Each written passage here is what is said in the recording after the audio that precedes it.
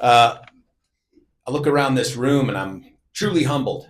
I spent a little bit last night thanking people who helped me to get here.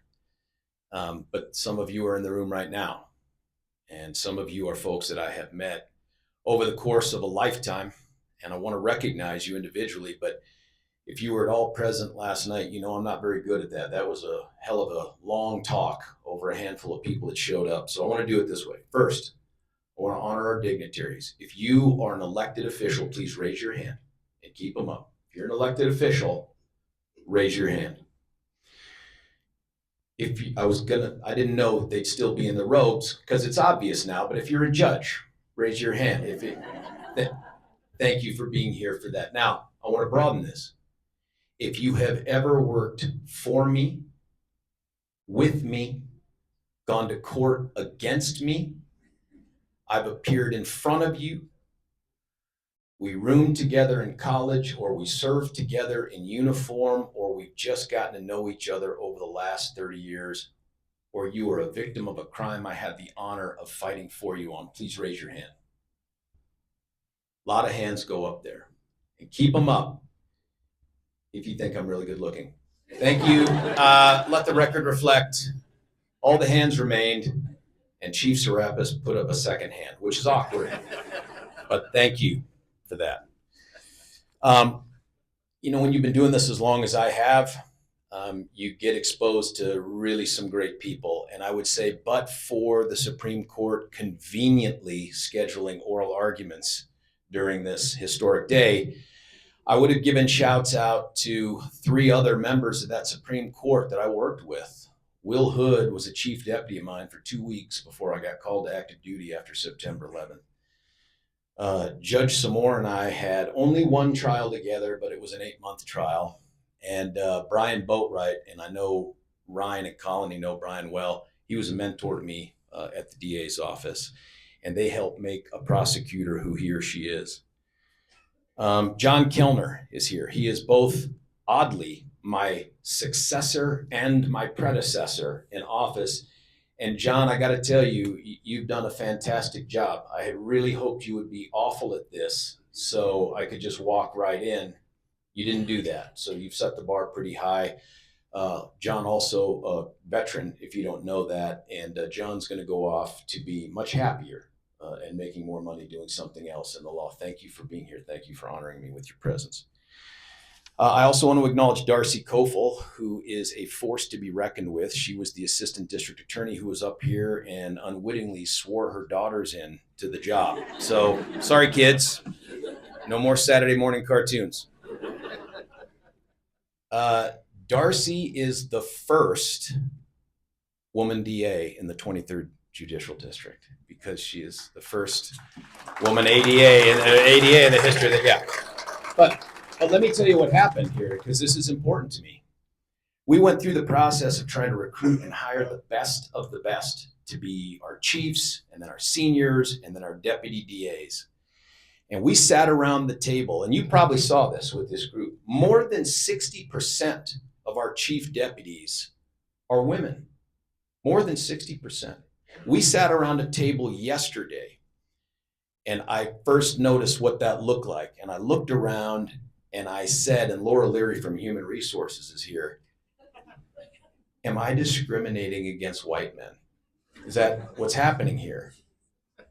And Jake Adkins said, when will it be our time? And I don't know, but it won't be soon. Persevere, brother, persevere. Also, if Darcy and I go into a stairwell, but only Darcy comes out, you'll know that this was all part of a larger plot to just simply take over the 23rd. I also want to show of hands in this way. If you are my family, would you raise your hands? Kids, if you're my kids, and I better only see the 3 that are here. No other hands, just these 3. Over here, I have my youngest, Graham. He is 15, a freshman at Rock Canyon, and he's going to someday play for the major leagues after serving his country in uniform. Jeff behind him, what a sweet kid, man. This kid is not only smart, he's a fencer. Does anybody know anybody that fences? I never did. That kid found it. I saw a hand back there. That's awkward. I didn't know anyone that fenced. Also knows everything about amusement parks and video games you'd ever want to know, and a fantastic writer. Next to him is my boy Trey. Not only super smart, he's up at CSU, and I'm a CU buff twice, so you know the influence I've had over the kids. Not only a really smart kid, but the most courageous kid. I love you, son. My dad, if I get anything right about knowing good from evil and right from wrong, it's from my dad. And so, Dad, thank you for being here, and his wife Annette of 25 years. Thank you. There's also someone here that's very special to me.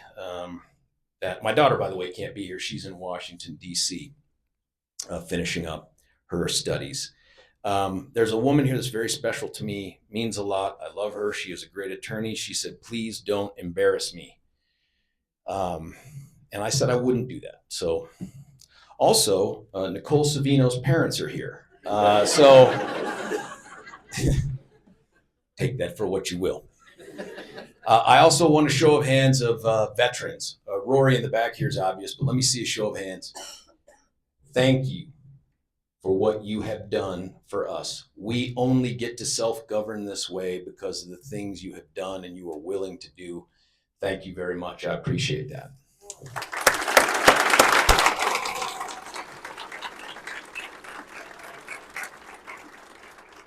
There are, as I look out here and people came up and saw me, maybe the most impressive part of this group, not taking away anything from anybody else, are the number of people who I got to know through my job as victims, and that they have come back, some cases many, many years later, to acknowledge this day and to say good luck and thank you for what you did. It means a lot. And so when I make a pledge to you as your district attorney, I tell you that we are going to continue to prioritize victims and fight for them and try to get justice in situations that we all have to acknowledge we can't fix. We can't fix the things that bring them into this courthouse, but we can fight like hell to get them something, and we'll do that. Law enforcement, I'm proud to have the executives from law enforcement from out the jurisdiction here. My pledge to you is you're going to get our best, and my expectation is you're going to give us your best. And we're going to continue to have an open, collaborative process, and we're going to treat each other fairly, and we're not going to show favoritism towards anybody. Having said that, I drive a white Traverse.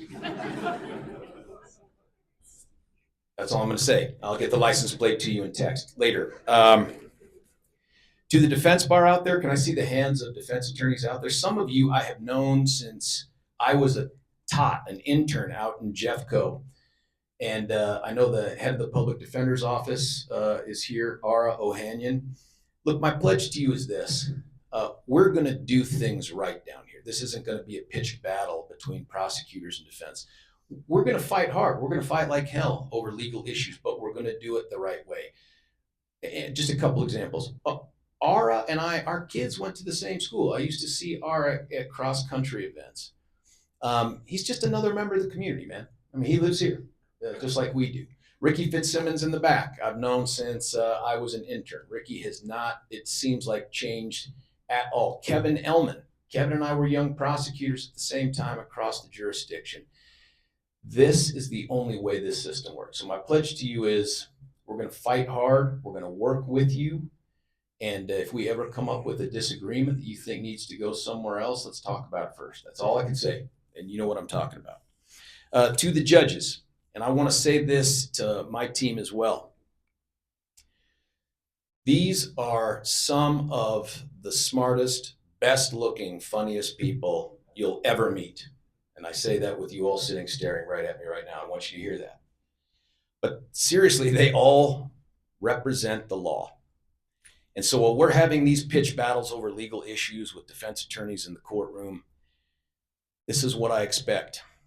I expect absolute deference and respect to the bench. If there are things to say, we will say them in the walls of our office.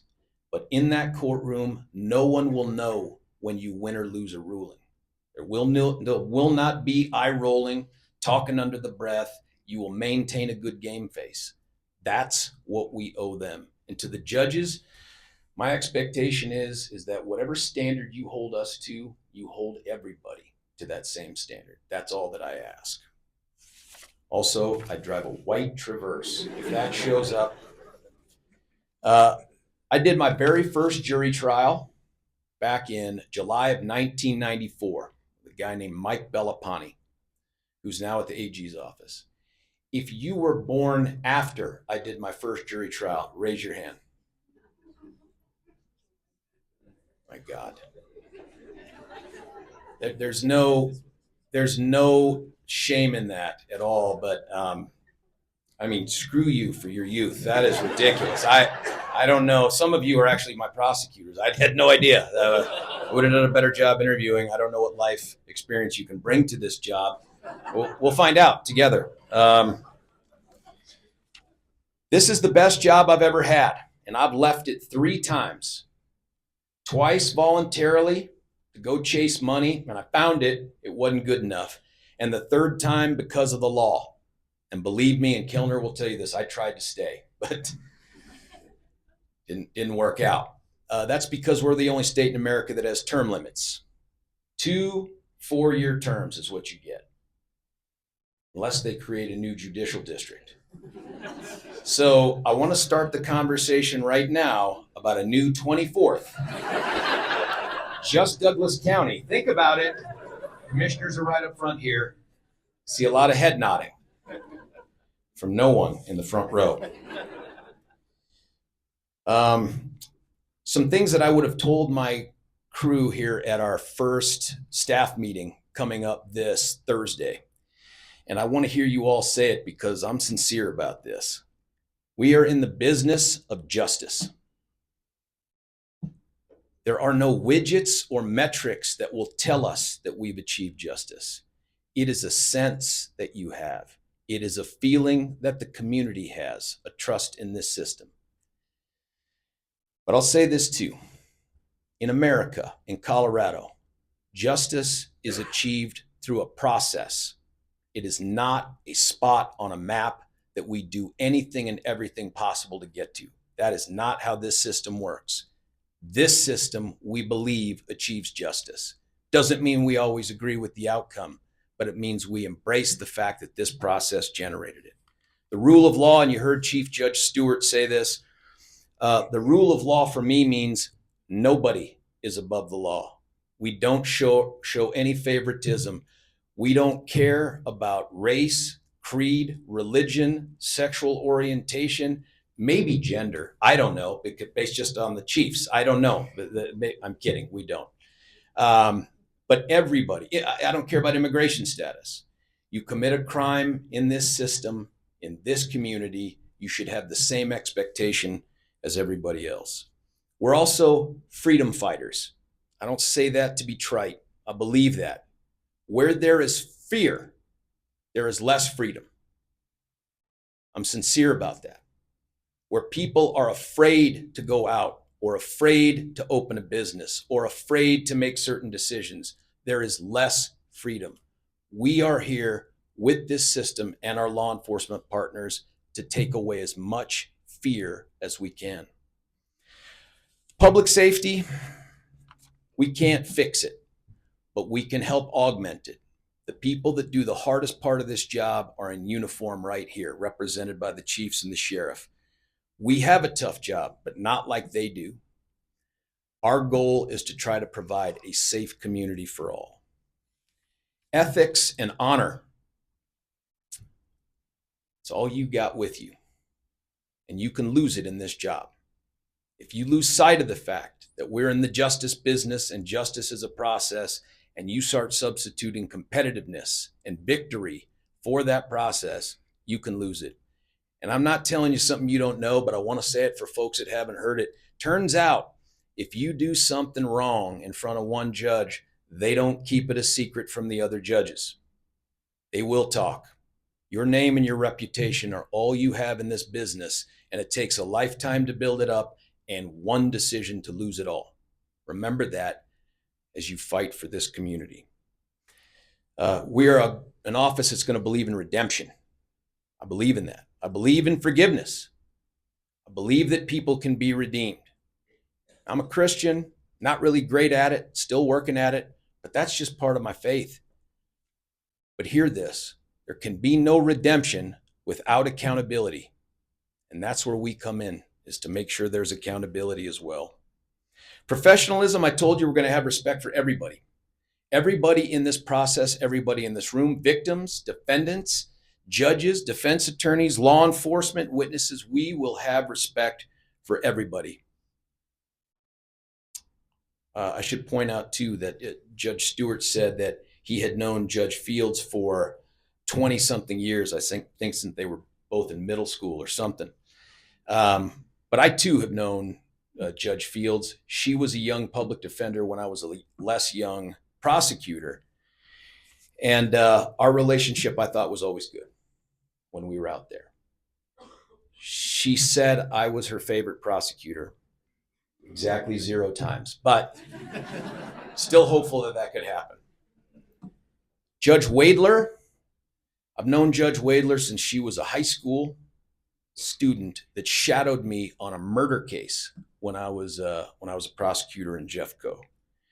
And Judge Bowling, even though I've never worked for you, you've never worked for me, we have rubbed up against each other in this system several times, and I should point out, and this will be fun for only those people that were in on the meeting, Judge Bowling has volunteered to be the test division for 2 jury trial days a week. Nice try. No, that's it. That was, anyway, if you were there, you came away feeling like he was skeptical. I think that's probably the best way I could put it. The last thing that I want to tell you is for us out here is this job, in what we do, I want you to try to find a way to have fun. I'm sincere about that too.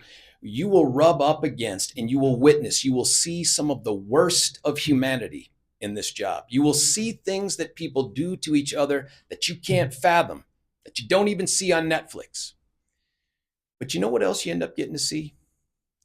You end up getting to see the best of people as well in those same circumstances. And they might have names like Kendrick Castillo or Brendan Biley or any of the other people that show up thinking they're going to see a movie or they're going to class or they're going to church and some horror besets them. These are serious things and they stay with you for the rest of your life. But you can have fun. I promise you, we will have fun. My pledge, finally, to the community, my goal, I don't just say this, you're going to have the best damn DA's office in the state of Colorado. And you're going to get that because your support from the folks in Douglas, Elbert, and Lincoln counties is unmatched. No other jurisdiction has the support for law enforcement and public safety the way these folks do. And I can't thank you enough for launching us with that kind of a support. Thank you to the commissioners. Thank you to Elbert County. Thank you very much. Last thing I'll tell you is the thing that I have told my kids every single day when I drop them off school and send them off. Go do great things. Go do great things. Thank you for suffering through this. My understanding is Judge Stewart has arranged to buy the first round of drinks even this early in the morning. I look forward to working with you. Thank you very much.